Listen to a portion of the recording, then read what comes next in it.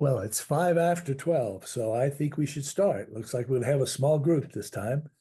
That's all right. I know my wife will be joining us at about the half hour because she's taking an online class at the moment. So she'll be joining us sometime soon. Um, all right. So anybody come up with anything this past week that illustrated something we've been talking about or um, or any questions? Um, I just think that I'm in the flow and I'm happy and things are doing well. And but then we had the boat robbed and police came and arrested people, but we got through it. Anyway, so that, and did I tell you I had a fire? But Yes. I had a fire extinguisher in the garage, which I had bought to take to the boat that hadn't got to the boat yet. And So it wouldn't have been, yeah. you were being taken care of. Yes, yes. All right. And yeah, and I had to buy that because the Coast Guard wanted it on the boat. So So get a fire extinguisher for your house. Yes, yeah. definitely. Everybody. So Eve and I are watching a series about angels. And the one that we had yesterday was about runner angels that you send to find things for you. And one of them was one of the illustrations was a parking spot. So we were out shopping yesterday, going to Costco, and so she sent her runner angel. She said, I want a handicap spot right by the front door. And so we went down an aisle and there was somebody pulling out, and then we found that there were two cars that thought they were going to get that spot. It was going to be a duel between the two of them. So we left that alone and went down another row, and uh, there was somebody waiting for one there. And as we pulled out, there was one empty one right by the front door, as close as you could be. And looks like nobody had spotted it yet. It's just completely empty there. And so we pulled in. We were being led past those other possibilities for that one. It was so funny. I've had that same thing happen. That absolute same thing. I couldn't even believe it. I was looking around. Doesn't anybody see that's empty? I've seen that. I actually had that happen. But anyway, I get blessed all the time with good parking. I must have one of those runner angels. I never thought of that name for him, but I guess that's the one. Right now I can't find my house key, so I've been working on that one. So Okay, you need the SOS angel for oh, those. okay, I need SOS angel. All right. Well, he helped me find the sugar because I bought sugar and put it in a safe place when I got home. It was too safe. 2 seconds, you know where it was, right? Anyway, I found it. And you know what was so weird? When I found it in the garage, I had looked there and looked there. Now, how did it get there when I had looked there and looked there? But there it was. That's another strange thing. Okay, But yeah, okay. let's move on to chapter 22, transformation. So this is a very short chapter for a topic that gets a lot of attention in our world, death, because really it's a transformation, not a dying of anything. Our two-part union that we've taken on to be players here separates back to the way it was before. The chemicals go to the earth, and our inner spirit returns to where it was, pure spirit, um, which is everywhere, not in a particular place. And so it's just a transformation back to the way it was before we took this birth into this life walk here. So there's no heaven or hell. We're not going to be judged or rewarded, either one, because all of that happened while we were here. Um, so heaven on earth and hell on earth are the realities that we experience while we're here from as the result of our thinking and our actions here. So that's that's pretty much all I have to say about it. I'm sure other people have more to say. So join in with if everyone understood this as the reality of what death is, we still would miss the physical presence of people we loved uh, when they had this transformation, but we can still get in touch with them and still have their presence with us, just not their physical presence that we can see. We can certainly have their spiritual presence that we can feel and communicate with, and they can communicate with us. And so that happens all the time. Uh, my wife communicates with and is deeply involved in the lives of my daughter all the time. And they talk about that a lot. So, any comments, Uh, Lon or Noel or Well, can I just say I've had a lot of experience working on death and dying, max care, trauma unit as a nurse, and also with the experience of taking care of my own family in my own home and then passing. Um, I have had, I could walk the floor as a head nurse in max care and I would know who was getting ready to pass just by who was in their room. And I would say, so and so's husband's in her room, and the other nurses would say, oh no, we're going to have to write up the report. Because when they had people from the past, they have people, I believe, who who helped them go through the passing. And when they just when you go in the room and you look at the chart, and she's 90 and her husband passed when he was 60, you're looking at the chart.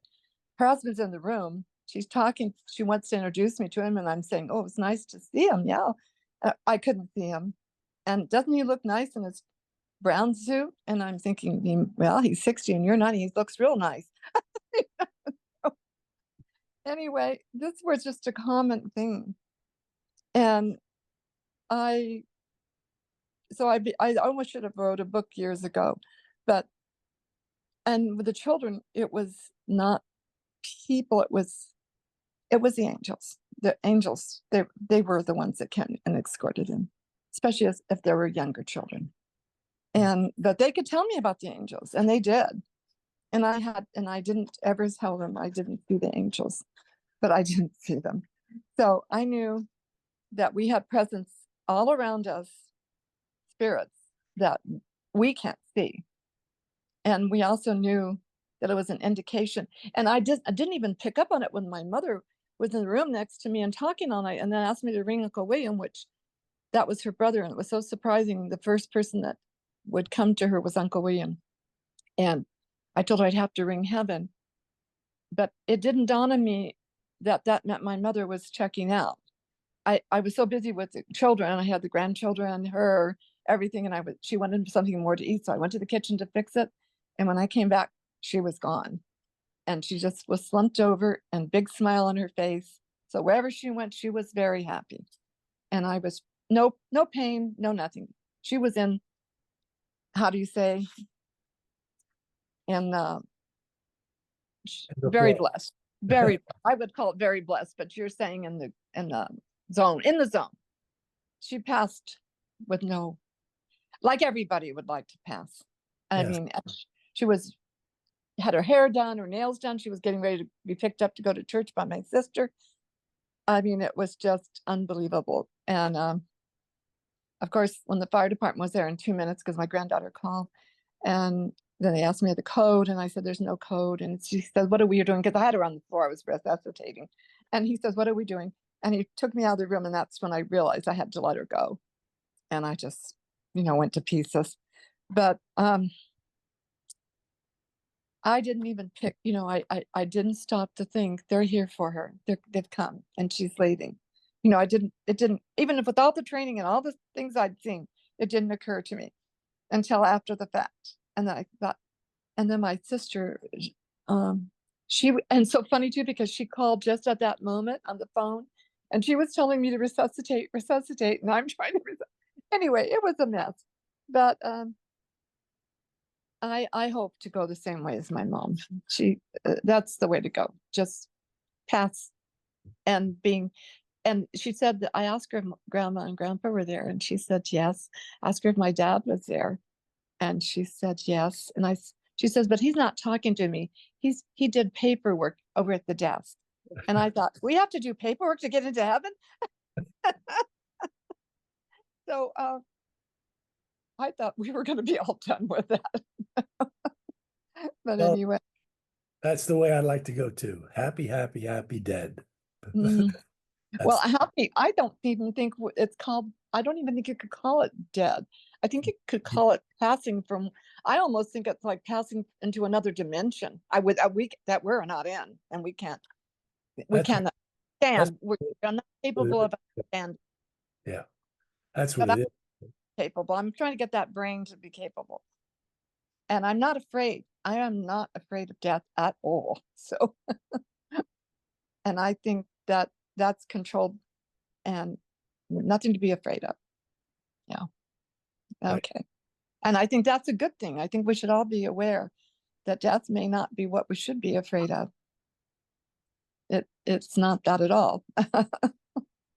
Okay. So Blanca or Noel or Eva left, I guess. Um, anything? Do you want to add to that? I agree with her Yeah, because it's part of life, it's part of the life cycle. absolutely. Mhm. Unavoidable part of the life cycle, built in. We're all going to go through that. We're all. Yep, we're all. Okay, the next chapter, 23, is about legacy. So every game, and life's a game, has a legacy. And I never really thought about that much until I was thinking about life as a game. I know we in high school you see usually they have a trophy case someplace, or maybe they have banners hanging in the gym to celebrate past victories the team has had. Um, Sometimes players get letters for they put on their jacket or sweater, or a trophy they take home and put in their bookcase or something as reminders, mementos of games.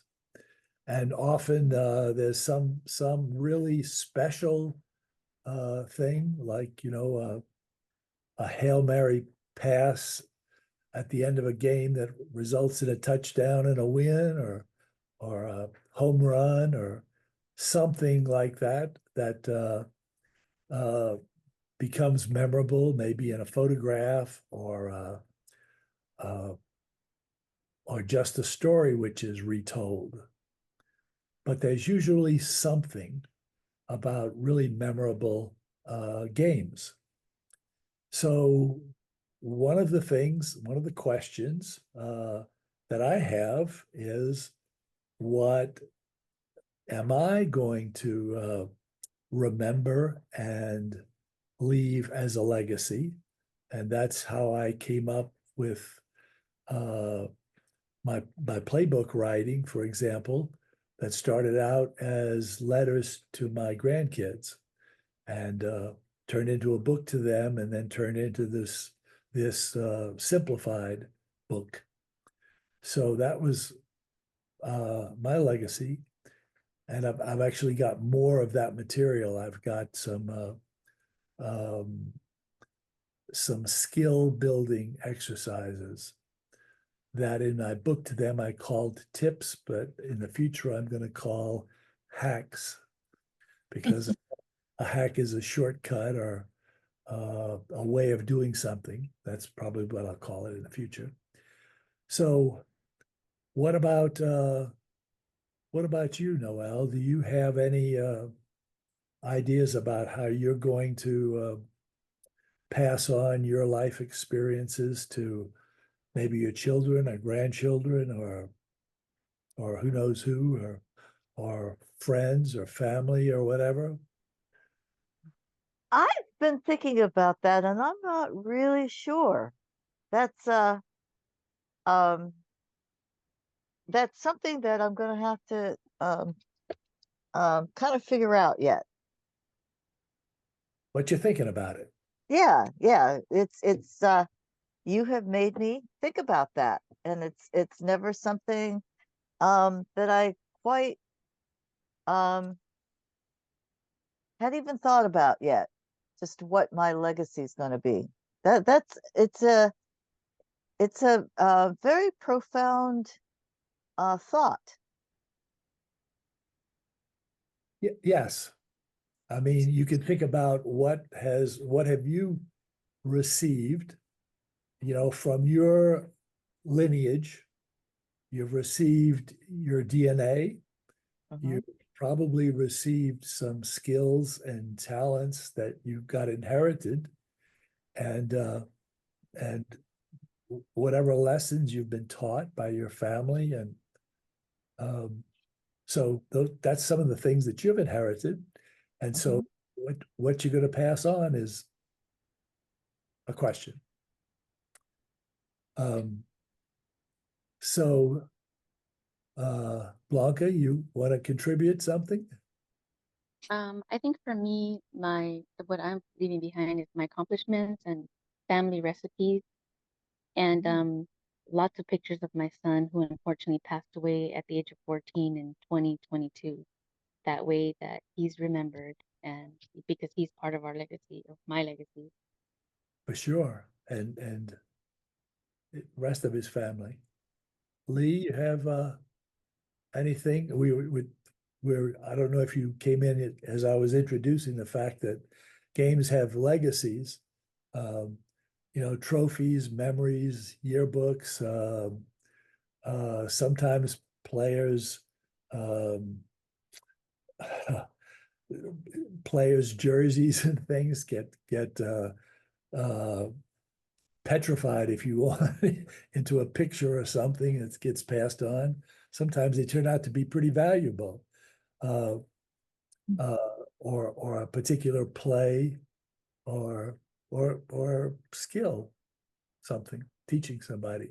So I I, like I liked your postscript where you want to, I think that's really important. I think a lot of people don't listen to their inner tuition, we'll or, you know the spirit we'll that's trying them.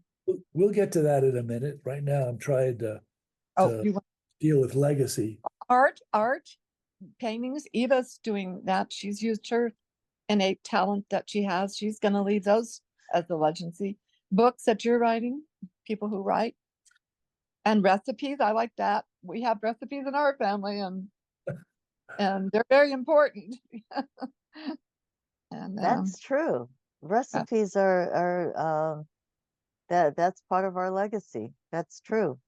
That's very, right. and we've added along the way because we're the melting pot of America. So I've added Italian now. We have the Southern food, the Indian food. My sister's family's now Japanese. Mine went Hawaiian. So we have a lot of recipes now. And my poor granddaughter, when she's here for the ice skating championship, she never was eating too well. We took her to Uno, Hawaii. She was eating a lot. So food is really important. And I love to eat. I don't know about the rest of you, but I think that's what I'm going to miss the most when I go into spirit form. I won't be able to eat anymore. So anyway, I enjoy eating and the happy times and the having family and friends when you're eating too. It's really happy. Happy times. And my chaplain's nephew in the Army, he's Major Charles Olson III, is coming on the 24th. He's flying in, and he's in Japan right now. And he's coming home to see the family. So I think that's really wonderful. So we're getting ready to welcome him. And he just does so much because he has to deal with so much all over the world right now that he's involved with. But anyway, we're all protected by our military, so say prayers for them. I pray for them every night. They're out there. Well, oh, and do you know about all the little flyby up there? And if you look out over the water, because I see it all the time, we've got these little things that are up in the air, and they're monitoring everything up there all around the port, and they're flying, and you'll see them if you really pay attention. But we actually we know people that are doing that monitoring. So it's amazing how they monitor and keep track of what's going on and protect us all night long, all night long. Okay, Lee, you have anything to contribute here about a legacy that you've inherited, or a legacy that you're maybe thinking about leaving for your successors? I can't think of anything specifically. Certainly, you know, there are things like recipes and photos and things like that, but I can't really put my finger on anything specific. At least not at the moment. I can't. Okay, well, it's something to think about. I know I didn't think about it until the last few years, really. I hadn't thought about it, so I guess the little bit of hair left and the whiteness of what's left kind of caused me to start thinking about it. Okay, so the next Can I say something? sure, of course. Hi. Was it Bianca that said about her son? Who just said their son died at 14? I didn't see their name. Blanca. Yeah, Bianca, I'm glad you're still here because I really heard you, and it's so recent too. I mean, good Lord. Because I had a son who died at the age of 31. It's a long time ago. But so I want you to know that I heard you and care about you. I obviously, as Yvonne said, I'm writing a memoir because of my son's death, actually. I was inspired to tell his story, which turned out to be my story too. And so I'm going to finish that this year after 15 years of working on this book. And that definitely is my legacy. Plus, I have a whole house full of paintings. Thank you. So chapter 24 is hack. So what does hack mean? That's a term that's become popular since computers, and people talk about hacking a computer, which means that they've found a shortcut or a key or a path, a way to accomplish something. That's kind of what hack means. It always meant something like that. Of course, now it also means to do that with coding, but we can hack our game, take a shortcut or a short process or a simplified way of accomplishing the game. And here's how it works. These are the steps, the 7 steps. If you follow these, then you can get pretty much whatever you want. A miracle if you want, or anything else, miracle or not. The first step is to decide what you want. That's the first step, and notice the emotion that goes with it. If the emotion isn't a good feeling, you probably aren't going to be happy with it. So you want to, decide on something that feels good. that has a good emotion that goes with it, high frequency, is what I mean by that. And then envision it. In other words, imagine it. You close your eyes and picture, or hear the sound of it, or some kind of way make your senses involved in what it'll be like when you have it, when you have what you want. And if you already have what you want, just close your eyes and envision more of it, or it continuing, whatever you want. And embellish it, like give it enough detail. So I don't just want a car, I want a specific car. I want it to have leather seats and cruise control and a display in the dash that I can see and easy to use, kind of thing. And then the third step is to ask for it. Just ask the universe. Ask, I want this. I'm asking for it. I want it to come to me. That's asking for it. And the fourth step is to expect it. And to believe when you expect it that it's going to happen, because belief is part of it. And I found that there is this quote that everybody's heard, but most people don't really pay attention to, I don't think, or they don't really get it and do something with it. Truly, I say to you, whoever says to this mountain, be taken up and cast into the sea, and does not doubt in his heart, but believes that what he says is going to happen, it will be granted him. That's from the New Testament, Mark chapter 11, verse 23. And that's a pretty big statement. If you believe, if you tell this mountain or this tree or this house or whatever, just root yourself up and throw yourself into that ocean over there and believe and do not doubt, then it will happen. The do not doubt part is the hard part because we have to believe that what we're asking for is going to happen, even if it seems impossible. It hasn't happened before. Everybody tells us we're dreaming and it can't happen. The doctor tells you it can't happen, etc. So I've seen that one where the doctor says you can't, it won't happen so many times because people believed it would.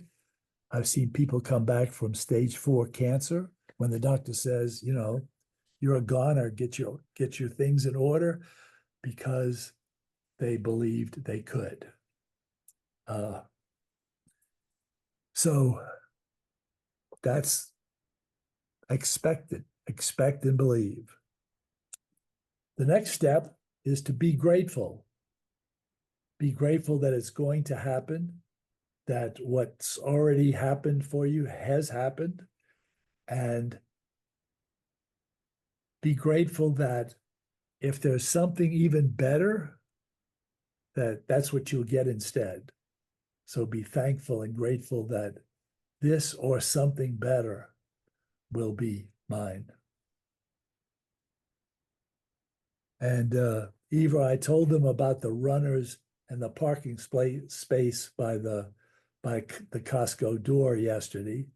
But I'll let you tell the story because I'm sure you will do it better than I did. So go ahead. Okay, well, I was thinking too, when I say about the mountain, I always had trouble with that because I am a visual person. I tried to picture a mountain. I tried to picture the mountain moving, which seems impossible. I think it's a metaphor. I think it's a metaphor for some huge thing that seems impossible. And they're just using that as a metaphorical example, I think. Well, anyway, yesterday morning, we heard this lady say, her name's Cochette, Sonia Cochette. I heard her speak a long time ago. And she is teaching us about getting in touch with your spiritual guides and angels. And she's so funny. And she's been doing this all of her life. And so she has a kind of a fun attitude about angels and helpers and guides. And she says you just ask them for help. She says the simple ones are like runners. But you say, I can't find my keys, I can't find my phone. She tells them, I need help. And they run off, and pretty soon she got some inclination that go see your shoes. And there's the phone by your shoes, that kind of stuff. So she said one of the simplest things is finding a parking place, which we've talked about before. Because that one lady said a few weeks ago, everybody gets a parking place but me. So I remember feeling that way. But anyway, so we were at Costco, and we first arrived, and we're thinking that, well, there's not many people here today. We should always come at 2 o'clock on Tuesday. But then all of a sudden, we couldn't find a parking place. So Duncan had a handicap thing, which is so convenient. I'm never giving it up. So we were looking for a handicap spot. And so I say, all right, we're going to practice. She says it's easy as anything. Practice. We need a parking place. I'll do the work. Okay, I say, okay. What are they called? I'm not sure which ones they are, runners or helpers. Huh? The Runners. runners, yeah, the runners will run ahead and find you a parking place. So we'll experiment with this, okay? So we take, all of a sudden there's no parking places. All the people in the parking lot. So finally we see one, a guy is gonna pull out. I said, oh, Duncan, that guy is gonna pull out from a handicap space near the entrance. And I said, this must be it. So we pull it behind him, and I said, put your signal on. Finally he does. But meanwhile, this other car comes up the other side, and he's sitting there waiting without his signal. And so we waste about a minute waiting for this guy to pull out so the other guy could take the parking place. So I kept saying, well, this is not fair. This is against the rules. There's an unspoken rule. If you put your signal on, it's yours. This guy snuck it, but I tried not to be angry about it. So then we found another one, but it didn't work. We finally just gave up.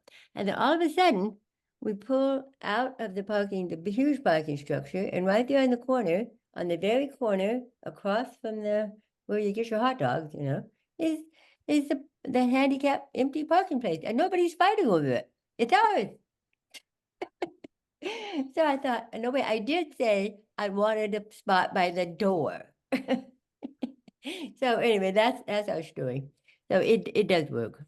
Because I believed it, but I began to doubt myself after 2 times. I thought, this is not working. I think I'll just let go. And then I said to myself out loud, that's when it happens. When you finally let go, that's when it happens. And it did. So welcome.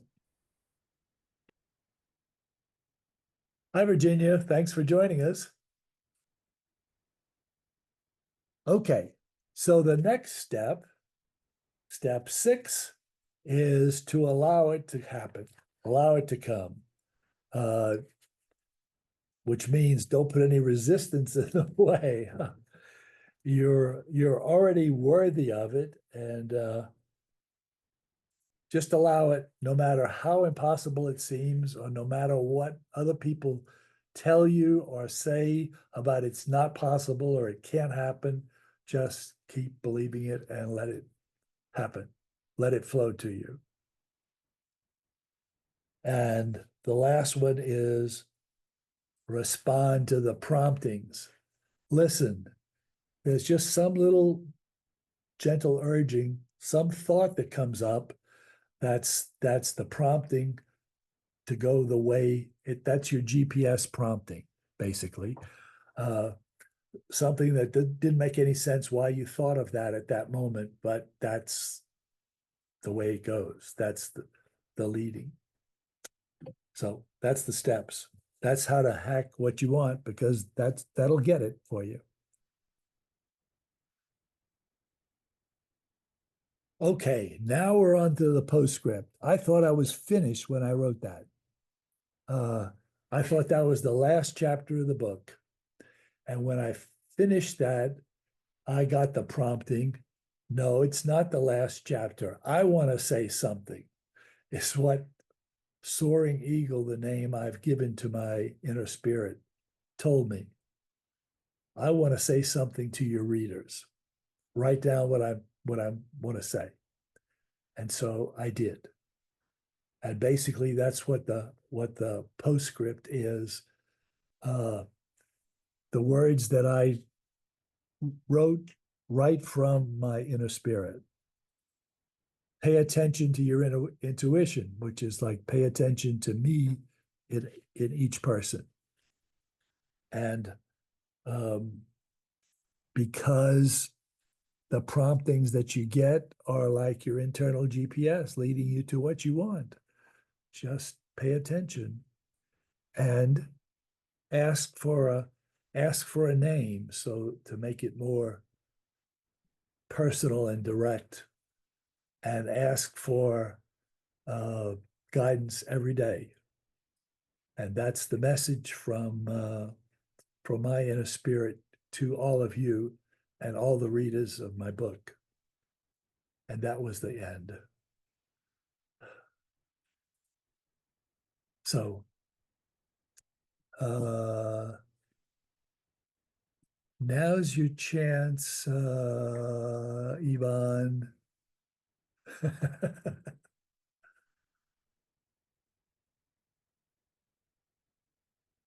I got disconnected by, I don't know, my internet went down. So I missed allowing it to come to you that you are worthy. And those are the two most important things that I think I need to deal with, and responding to promptings. I missed both of those. I only came in at the end where you're talking about your postscript. So I missed those two. So can you kind of just recap the 6 and 7? Because I don't know if you noticed, but my internet went down and I just disappeared. Hmm. And then I had to come back on. So allowing it to come to you, the steps of Yeah. hacking. Yeah, I that's truly believe that you're really onto something. And there's something that I really have been working on. And I think that's the other thing. I think you might call it that you need to do the work also. If the spirit's telling you that there's something that you have to do to yeah. make this happen, that Well, you've got to do those things. And that's the part where I flub up.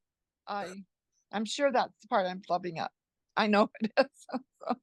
So how do you get yourself to where you'll get in there? You got to get that work going, that ambition. What do you call it? I don't know.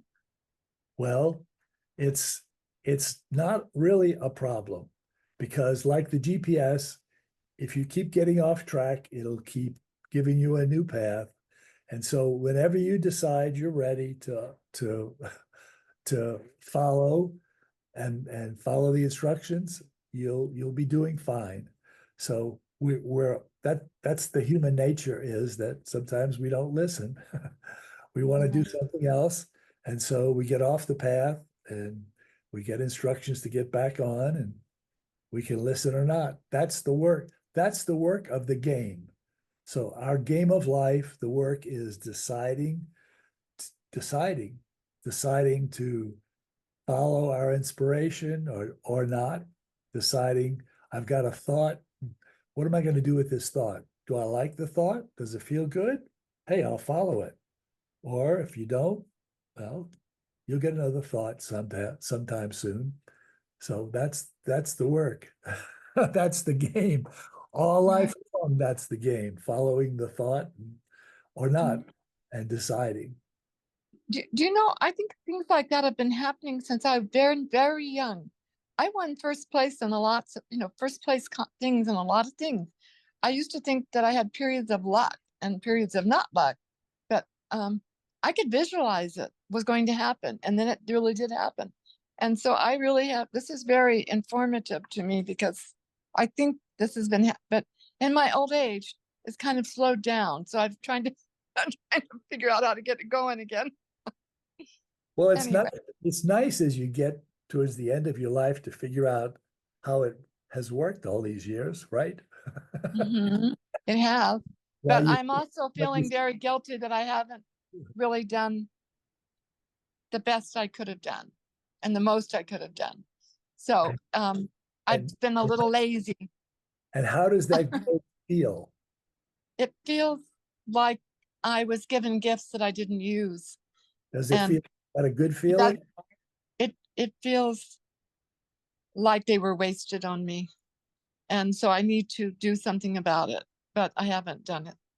Is- And is- because life gets too busy sometimes for you to do what you really want to do. It's very busy for me lots of times, and Does- has been in my life because I had so many children and grandchildren and people that I needed to take care of, so Is guilt feeling good?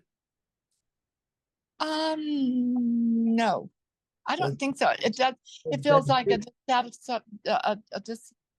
it feels like I have not used the gifts that were given me So to if, use in my lifetime. so if guilt's not feeling good, that means that it's probably a lower frequency on the scale. When you check the scale, you'll find that it is lower down towards the bottom.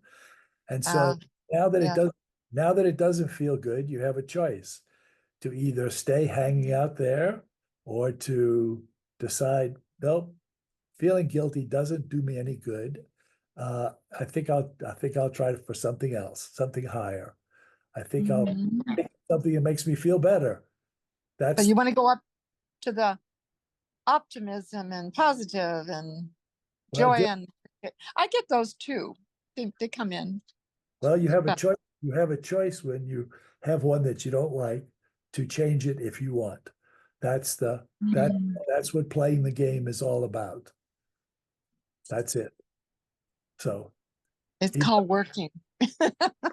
Eva, I think it's called working. Hi, Eva. I want to say something about what you just said, because I was very much like that. I felt that I had somehow, well, I did deny my true self many times. I shut down. I stopped being creative, and what I learned was that this self-doubt thing is the work that when you're asking. I thought I had to do something. I had to find the truth. So I read lots of books. But I wasn't really that much happier because I had this negative belief system about myself. So they say that the hardest thing is to forgive yourself for, like you just said, Yvonne said, she has missed opportunities. She didn't fulfill the gift she was given. But what the work is to change your thinking about all that. Because if you can see that nothing was lost, that everything that you have done has come to this point that you understand what you do now, then you see it in a different perspective. So that is why you can love yourself, you can forgive yourself, you can know yourself. I mean, that whole thing, the finding the truth wasn't in a book. It was what Socrates said, know thyself. So know thyself is knowing what you're thinking about in the moment, like Duncan's trying to say. If I'm thinking how grateful I am that I've come so far and I finally see something, instead of, oh my God, I missed everything, I have to work hard to redeem myself, which is not possible. So I just wanted to say that. Love yourself. Oh, I've had a wonderful life. I understand, Eva, what you're saying. But there was times I can't tell you how many opportunities I've had that I don't know why. I just let it go. And and now I say, why was I so stupid? But that's true. But anyway, I can't complain. I'm very happy where I'm at, but I could have been a hell of a lot better. I'll tell you that. But that's okay. And Well- you're right. We just have to say la vie and move on. that's right. So, Rule number one of the game is love and accept yourself. Accept where you are. That's important at every point to love and accept yourself. So anyway, we're all struggling players. Well, we're all players. Hopefully yeah. don't struggle that much, but we're still playing the game. We play the game up until our last breath. And actually, I think we've all, if we're even in this group right now, I think we're blessed. And we've probably done it pretty well going forward, but maybe not perfect, but pretty well. So, Virginia? yeah. And you just froze too. I think the internet's freezing on us. Can you hear me? No? I say something, Virginia? Yeah. Can you hear me now? No, you're, You can't hear me? wait a minute. Can you hear me? Yes, I can hear you. Yeah, Okay. yes. So I was going to say to her that you're doing something now. You're taking the gift now that you're given of this class and you're using it. So you're using this gift. And I think Duncan has said in previous classes that you don't get ahead if you're looking in the rear view mirror, or words to that effect, right? We have to look at what's ahead of us, not looking back can Yeah. hold us back. That's very good advice. So true. Very good. So true. So what I want to tell all of you now is that I have sent you an email about 11 o'clock that says extra supplement sessions for Living by Life's Playbook.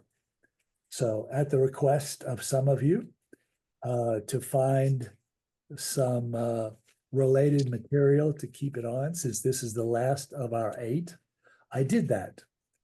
Because in what I originally wrote for my grandchildren, there was more. And so I have taken 7 topics from the more and put them in 5 more Wednesdays. And the email contains what they are. When you go to the Living by Life's Playbook website page, where all the rest of this has been, you will see that there is now a week 9, 10, 11, 12, and 13. And the topics are listed. I'm going to tell you what they are right now.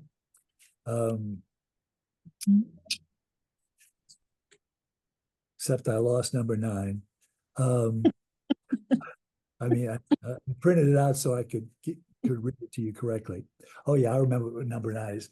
Number 9 is the steps in the law of attraction process. So we kind of just said the law of attraction, I likened it to a GPS, but there's actually several steps in that process that if you really understand better, it makes it easier. So that's what we're going to be taking the next Wednesday, next Wednesday. So it's the addendum material number 1. Number 2 is the topic of action. Like, where does action fit into this game? Where do you have to act? And topic number 3 is, addendum 3 is fear. Fear is at the bottom of the emotional scale, but our society is filled with fear. And it's being used by politicians, preachers, organizations to sell their products. And so it's worthy of discussion. So action and fear are in week 10. Week 11 will be communication with your cells. So cell-body communication. Because you can talk to your cells and you can listen to your cells, and you can be your own doctor and healer by doing that. That's top addendum 4. And then addendum 5 is autosuggestion. Autosuggestion is another name for self-hypnosis, which is learning how to make adjustments to your operating system, your subconscious, like we talked about the aspect of you as player. Week 12 has two items. Segment intending is the name of one of them. It's like having an intention for each segment of activity that you do each day. And the other topic is manifestation. How to make that happen. Manifestation is what you're wanting to come into reality. It shows up. So your money's not just in your spiritual bank account, it actually appears in the physical bank account, in your bank statement, that kind of thing. And week 13 is a concluding summary, true and false. So I've taken the statements from throughout and made like just one little sentence, true or false, of them to go through it. So if we can do this, we've understood how the game is played. So anyway, those are the topics, and so you're invited, and you will get an invitation to a Zoom invitation, like you have been in the past, for the next 5 weeks as well. Nobody else is getting them except those who originally signed up for this program. Thank you. It sounds very, looking forward to it. And I have a question. as far as the request to see if we could find another day, I looked at that and it just wasn't possible because I've blocked out these Wednesdays and not the rest of the days. So we've got to go. So question from? I have a question. Yes. I was wondering, when will week 9's be available for us to access the material? Phone caller. Oh, shoot. I thought if I put this on airplane mode, it wouldn't ring, but it is. Sorry about that. 'Cause when I checked it, it says available soon. That's right. So the one for next week will be available in the next few days by the weekend. Okay, thank you so much. And the others, in sufficient time. I've so my runner angels were working overtime because I guess I wasn't listening well enough, because we went through several cycles of what this material was going to be, and it finally just coalesced like last night. So that's why it doesn't not available yet. So but it's actually exists, and it needs to be edited. One of the things that happened is my original version was very you oriented, which means you need to do this, you can do this, you need to do this. It was in the teacher didactic mode, and I went through and rewrote it all. So if you notice, the book is not in that mode anymore, but some of this material that I dug up still is. So I have to fix that. We're looking forward to it. Well, I'm going to have to run. I enjoyed very much your presentation, and something to look forward to. And bye, everybody. Nice to talk to all of you. Bye-bye. Be blessed Same and here. have a happy rest of your week. Goodbye, Enjoy. good neighbor. Goodbye, good neighbor. Bye. Duncan, I thank like you. that. I like being the good neighbor. Bye-bye. Duncan, thank you for this class, this 8-week class, and thank you for putting in the extra time to come up with something that we can benefit from in continuing these classes. I really appreciate that. It all sounds fabulous. I hope you can come. The upcoming discussions. Yeah, thank you. Thank you. Thank you. You've spent so much time and effort and in putting not only these classes together, but giving us the recordings and the readings. put it all together very nicely. And I know it takes a lot of effort to do that. So thank you very much. Thank Yeah. you. It's very Mm. well appreciated, and it's um we all can take so much from it. So thank you. I'm glad. That was my intent. Good. Yes, it's really fabulous having the book, having the videos, having the website. I mean, it's all just, and having Yes. you teaching us. It's all Yes. Bye. Okay. Bye, everybody. See you Bye, next dear. time. Bye-bye. Those new items are not in the book. Yeah. So Right. they will be on the website under the respective weeks, but they're not in the book. Okay. So bye-bye and Thank thank you all. I'll see you next Thank week. you. Thank you, Duncan. Okay. Bye bye. Bye. Bye, Bye, everyone. guys. See you Bye-bye. next week. Love you.